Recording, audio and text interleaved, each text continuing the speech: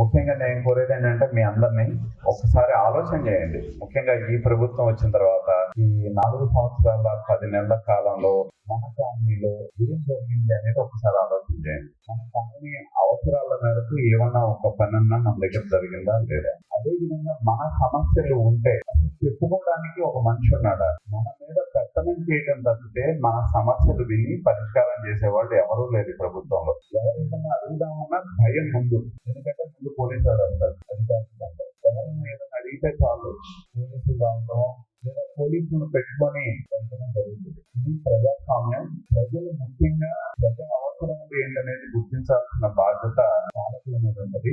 కాబట్టి దయచేసి మీ అందరినీ కూడా కోరేటప్పుడే, రాష్ట్రంలో జగన్మోహన్ రెడ్డి గారు ముఖ్యమంత్రి అయిన తర్వాత ఆయన మొదలు పెట్టేదే నా ఎస్పీలు అంటారు, నా బీసీలు అంటారు. కానీ ఈ ప్రభుత్వంలో అందరికీ వచ్చే పథకాలు తప్పితే ప్రత్యేకించి ఈ ప్రభుత్వం ఎస్సీలకి చేసిన ఒక్క కార్యక్రమం ఉంటే చెప్పలేదు. అందరికీ వచ్చే పెన్షన్ వస్తుంది, అందరికీ వచ్చే అమ్మ కూడా వస్తుంది, అందరికీ వచ్చే ఆసరా వస్తుంది, అందరికీ వచ్చే చేయొద్దు. కానీ ఎస్సీల జనాభా ప్రాతిపదికన కేటాయించాల్సిన నిధులు ఆర్థిక పరమైన అభ్యున్నతి కోసం ఖర్చు పెట్టలేదనేది గుర్తుపెట్టుకోండి.